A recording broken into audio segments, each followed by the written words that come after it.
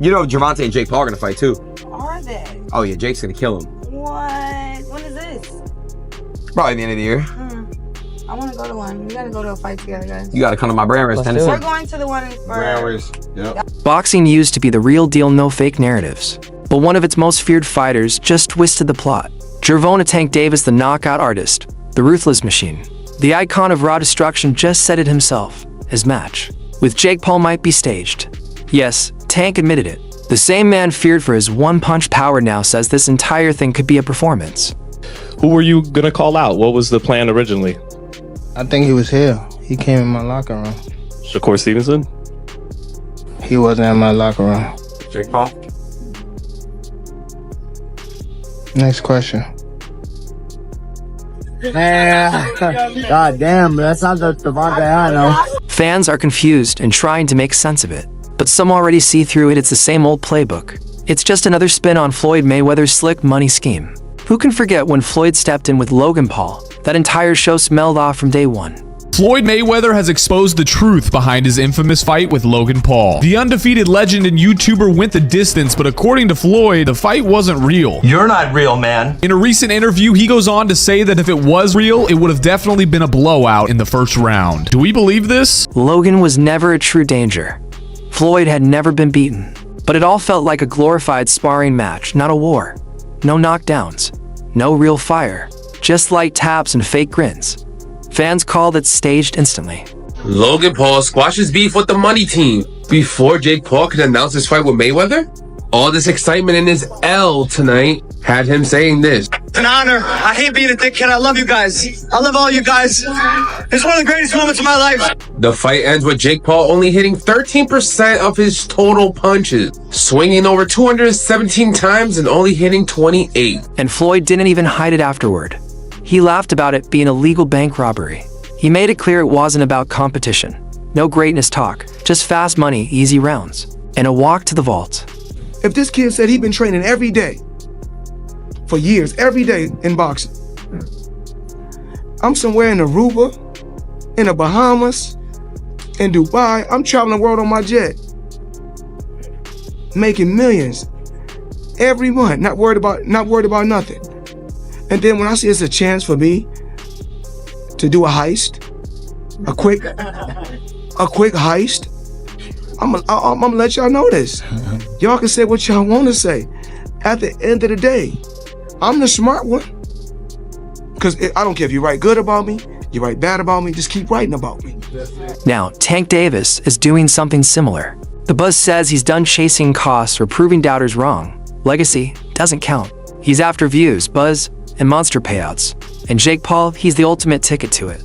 Gervonta Davis just posted that he would beat the brakes off of you if you guys fight. Yeah, I mean, I'll be down. Let's run it. Like, I'll be super, super down. I don't know if Gervonta needs Jake Paul. Let's be clear, right? Is there a height limit in boxing? Say whatever you want about Jake, but the man draws numbers. Jake versus Tyson was going to break streaming history. The buzz was insane.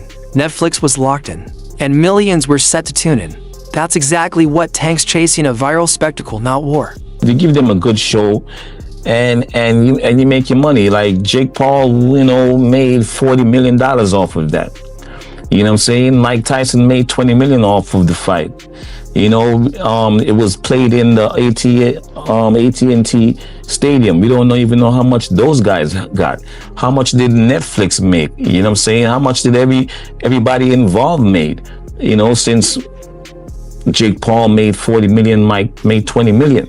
You know what I'm saying? So yes, it was all like an exhibition type show, and it was just for each other to get some money. Mike got his money, Jake Paul got his money, and by unanimous decision, Jake Paul won because, of course, he was a younger guy. But here's the catch: Tank might be bluffing hard.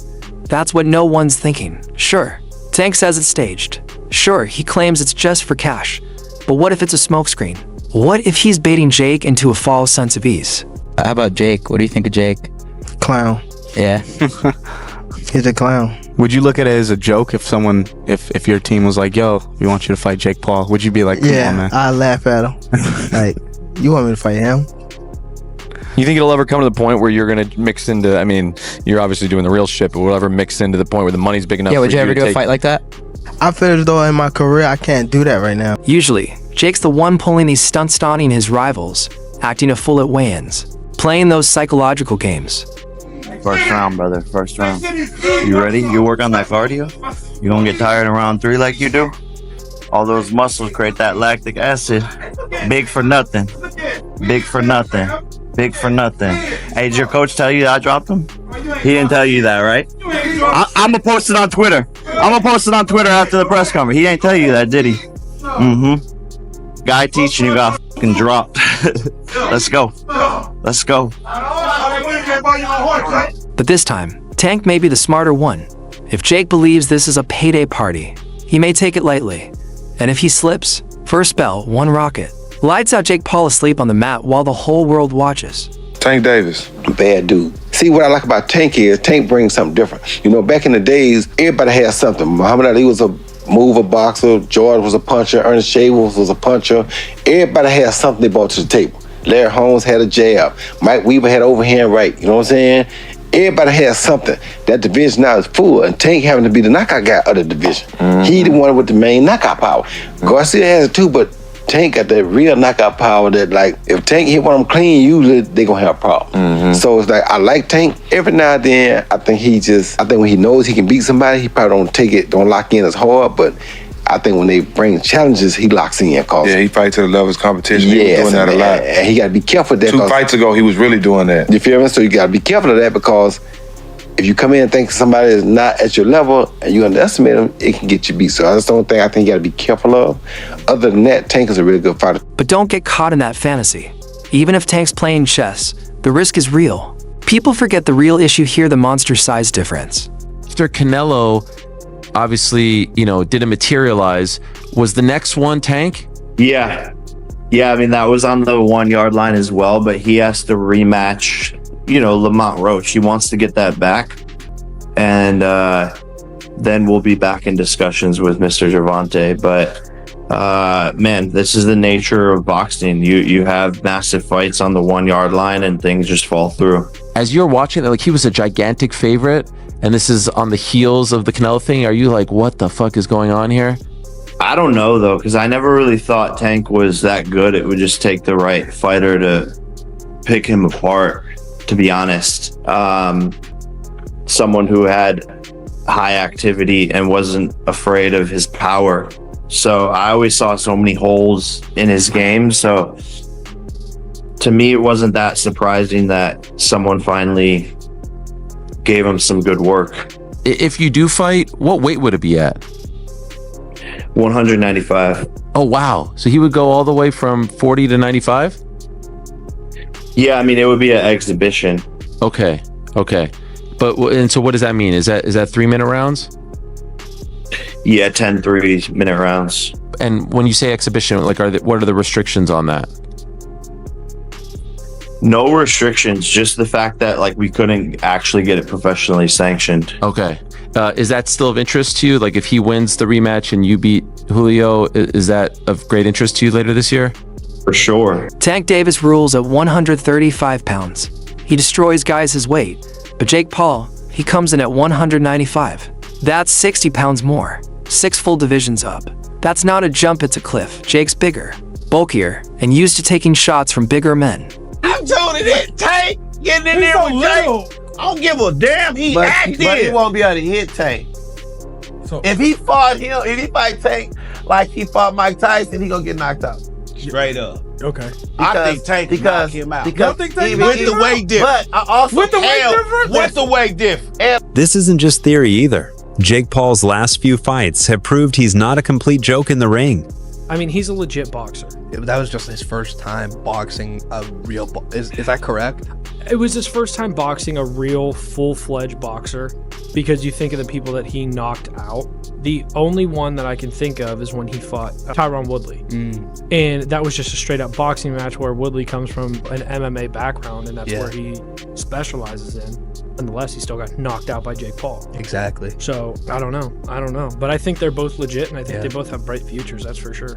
Jake isn't slick, but he's got heart and pop. Remember what he did to Tyron Woodley. That knockout wasn't a fluke hit, was clean, powerful, and right on target. Now imagine Tank eating that punch. He's gritty, but he's never taken cruiserweight. Force and physics doesn't lie. That blow could end anyone's night. Tank's super skilled, even though he's smaller than Jake. It's like you with Mayweather. When you beat Mayweather, you were way bigger than Mayweather. That's why you won. First person to beat him in history, and he still didn't pay me. Allegedly, in my opinion. Fuck off. That's where Tank really risks it. This isn't TikTok nonsense. This isn't Floyd gliding 8 rounds with Logan. This could go south real quick. If Jake catches him flush and Tank falls, it's over. His rep smashed. He'll be the guy who got dropped by a vlogger. And it gets deeper. Tank's already looking wobbly. Think back to that Lamont Roach performance. He looked sluggish off for them, distracted. When he fought Lamont, it was like he was there, but he wasn't like there for real. Like when you watch all the other fights, you can see like his eyes just look different. When he walked into the ring with Lamont, it was just like, yeah, it's cool. Yeah, because you heard in the press conferences he was just saying he was just real irritated. He didn't really seem like himself. He just felt like I think he just trained just to get by. I think he trained to just do 12 rounds. You know what I mean? The Tink that I know, the kid that you punch him in the face, he go crazy. Yeah. You know what I mean? Or if I'm down on the scorecards, I'm gonna go out and go get it. I didn't see it that fight, and I understand it too. When us as fighters, when you get to a certain point in life, sometimes you just don't want to do it. Roach gave him a run. If that knockdown had counted, we might have been calling that Tank's first real L that night dented his momentum. Now with the rematch looming, the heat's rising fast. How many rematches have you fought? 0. What do you have to do to create enough separation where this don't happen again? Whew, it's a good question. It's gonna be based on my training camp. I have to push myself a little harder. If that didn't give me the win, and I have room. I definitely have room. I'm not gonna lie, I have room. You believe you fought the best Gervonta, or do you think he got some more gears? 100% for a fact. I think he might have some more gears, but I fought the best Gervonta that night. I don't want people to get it misconstrued or whatever the case may be. He's a hell of a fighter. Hell of an IQ, great punching power, good speed, and a really good boxing ability. A lot of people underrate that. Don't think because of what I did, y'all think y'all can just go in there and think y'all can have the same night, you know what I'm saying, or do the same thing. He still will go upside your head and crack you, and you know what I'm saying, you might end up on the floor. Everybody not built the same, and that's what people getting messed up. He did a whole lot of things that was good in that fight, a whole lot, and I'm telling you right now, if he wasn't as good of a fighter as he was, that would have been, you know what I'm saying, I would have steamrolled. Don't get that misconstrued. He's still the guy he is. It's just he ran into a guy that's on the same level. If Tank can't dominate Roach this time, if Roach proves the first wasn't a fluke, then fighting Jake Paul won't feel like easy profit. It starts feeling like a wild gamble to stay relevant. Because if we're honest, Tank's been fading not just physically, but mentally too. He said he's bored of boxing, hinting like he's ready to walk away. Are you retiring? What trash? What changed? What made this shit trash? Garbage. If you got the opportunity to sign a prospect for GTD, who will be? Gervonta, something should have happened during this time, because when I saw you at the Frank Martin press conference, it looked like you were like the talks about retirement was not even discussed at this moment, and now it's something you keep on repeating. Is it just because obviously what you've done through boxing since you were a kid and everything? Where's Calvin Ford? Is Calvin Ford or Leonard Edelby? Usually they're around to. You think you might be gaining love for it though? You never know. Like say you got to spark today. Okay.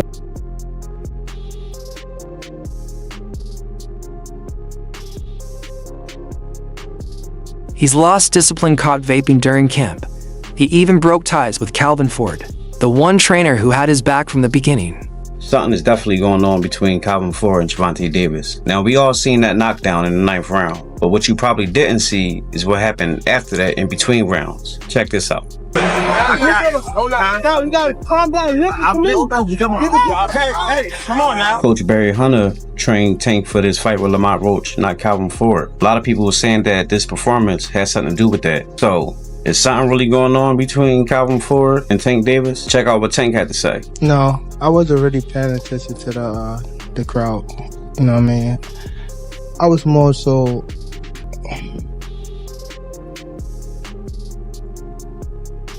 It's something we gotta work on in the corner, for sure.